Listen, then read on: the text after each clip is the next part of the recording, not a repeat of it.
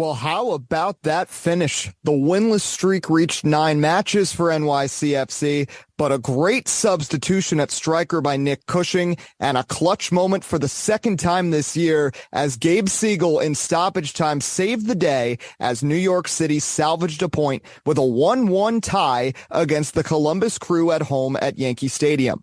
Welcome to City Soccer postgame coverage on the New York City FC Network presented by Etihad. I'm Eddie Kalegi. Well, the boys in blue entered play today desperately seeking a return to the win column, something they've done just 4 times in 2023, tied for 5th fewest in the league. City's offense has really struggled this spring, tallying just 3 goals over their last 6 MLS contests, while not finding the back of the net twice in a match since the 6th of May against Charlotte. Columbus, meanwhile, entered play on an absolute tear. Winners of 3 straight with 35 goals scored on the year entering play, even with Atlanta for the most in MLS competition. If City wanted any chance to defend home field, their backline would need to step up. The starting 11 looked a little different for Nick Cushing's squad, with the team still without Maxime Chanot as he competes internationally for Luxembourg, and Micha Ilinic getting his 8th start of the season on the back line.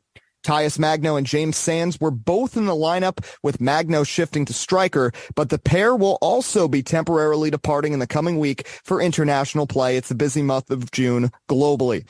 Wilfred Nancy's Crew also rolled out a shorthanded 5-back lineup, missing multiple starters, including Lucas Zelarayan, who leaves the club with 8 goals in 2023. Former City defenseman Malde Amundsen stifled a Santi Rodriguez-led attack in the 2nd minute, but NYCFC controlled the ball early on. The match was shotless for the first 6 minutes before Alexander Matan misfired from the center of the box for Columbus, the game's first true scoring opportunity. 6 minutes later, it would be Cucho Hernandez who gave City keeper Luis Barraza his first test of the afternoon.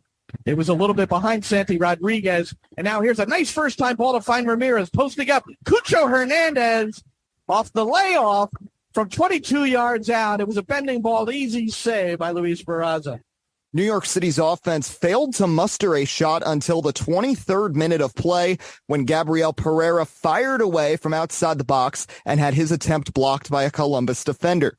Moments after Brian Coufret picked up a 32nd minute yellow card, City had another attack hampered by yet another miscue. Frey, along the left sideline, heads it to Pereira. The turn and the shot by Magno. And Pereira was caught in an offside position on the initial delivery from Brian Coufret on the left. After the offside, Coufret would get another chance. He led the offense for quite a bit towards the latter stages of that first half, providing New York City with their best scoring opportunity to this point, but a Tyus Magno shot would skid across the outside netting of the goal. Coufret would set Magno up again in minute 40, who had a prime chance to break the scoreless tie. Now the ball flipped to the right. It's Rodriguez. Reverses to find Coufret. A lot of numbers, including Magno. And his first-time shot is wide. He reached out with the right leg. He got it with the right boot. He probably had Schulte beat, but he could put it on frame. A brutal miss for Magno, who could have given City the lead late in the first half. Both offenses would then stall out for the dwindling minutes of the opening frame, coming to an end with a scoreless tie with 45 minutes in the books. Tyus Magno had an immediate counter chance off a botched Columbus kickoff to open the second half, but it was a routine save for Patrick Schulte. These squandered windows of opportunity would eventually prove costly for New York City as Columbus struck first in the 48th minute off a perfectly executed throw-in. Here's a first-time ball through. Now the square. Now the shot. And Columbus is up 1-0 as Christian Ramirez finishes first time from Alexandru Matan. And Columbus, inside of 3 minutes at the start of the second half, they're up 1-0 on New York City. It was the 6th goal of the season for the 32-year-old Californian striker Ramirez, as Alexander Matan, who was setting up the offense for the Crew a lot throughout the game, tied for the club lead with his 7th assist of the 2023 campaign. Alfredo Morales and Keaton Parks would each miss badly on subsequent shots before Richie Ledesma replaced Morales as an extra attacker in the 59th as Nick Cushing sought a spark offensively. New York City had another go at it in the 66th minute as Tyus Magno nodded a header to Brian Coufret, whose slow-paced shot was stopped by Schulte on the left side. Magno's tough day came to an end in the 73rd minute as he was surprisingly subbed out at striker for Gabe Siegel, while Tavon Gray checked in on the backside for Tony Alfaro. Tavon was immediately tested once entering action as Columbus had a breakaway looking to take a 2-goal advantage. But one right back by Columbus. 2-on-3 break. Here's Cucho Hernandez to his left. His shot is blocked by Tavon Gray. A wonderful sprawling block by Gray, the homegrown, as Hernandez broke through, left-footed shot. NYCFC looked to level the match at a goal apiece back in the 76th minute. They had a real chance there, and then 3 minutes later in the 79th, as Gabriel Pereira looked to connect with the recently inserted backup striker, Gabe Siegel came oh so close to tying the game at 1 score apiece. Swerve out of a jam on the near post. Here's a first-time shot at the back post for New York City. Unable to reach it was Gabe Siegel. It was Gabriel Pereira who had made it. Ledesma found Pereira. Pereira played it across the face of goal, and Siegel just couldn't get there. So the 90 minutes would come to an end, and officials awarded 6 minutes of stoppage time, and boy, did that pay off for New York City FC. That proved huge, and for the second time this season, Gabe Siegel struck late, scoring in the final seconds in the 94th minute. They're 30 yards away. Ledesma square. Ball deflected. Here's Siegel with the shot, and an equalizer! Gabe Siegel! It deflects home mercy at New York City! And Gabe Siegel with his second career goal, and both have come late in the game. This one in the 4th minute of stoppage time, which could well give New York City a home point. That might not seem important, that might not seem that fantastic, but the way things have been going for New York City and their ability to put the ball in the back of the net, it's 1-1 in Yankee Stadium. Glenn said it right there. It's been a struggle offensively for New York City, so any positives you will certainly take for this club, and they got it, rallying late here for a huge draw and to secure a point at home at Yankee Stadium, 1-1, the final score. Well, we'll take a look at some final stats from this game.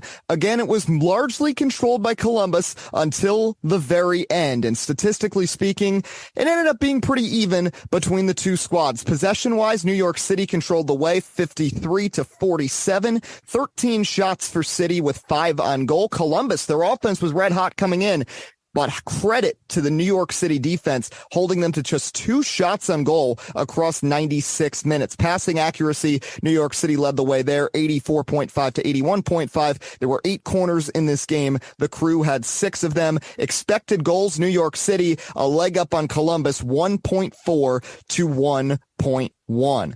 Well, elsewhere in Major League Soccer, it's a pretty light week on the schedule, with the bulk of the action happening tonight. City and Columbus was the lone afternoon contest, but 5 more matchups will kick off later this evening. Real Salt Lake in the midst of a tight battle in the middle of the Western Conference table, which sees 6 clubs separated by just 3 points from 7th all the way back to 12th. Salt Lake played against New York City last week. They travel to Audi Field this time for a matchup with DC United at 7:30. At the same time, 4th and 7th place in the Eastern Conference will clash as the New England Revolution hosts Orlando City SC. LAFC can tie St. Louis City for the top spot in the West tonight with a victory and a St. Louis loss. LA visits Sporting KC at 8:30, and at the same time, SLC hits the pitch in the match of the night against Nashville SC, who sits second in the East. Finally, the Portland Timbers and San Jose Earthquake do battle in a Pacific 10:30 showdown as the nightcap of a Saturday of Major League Soccer action.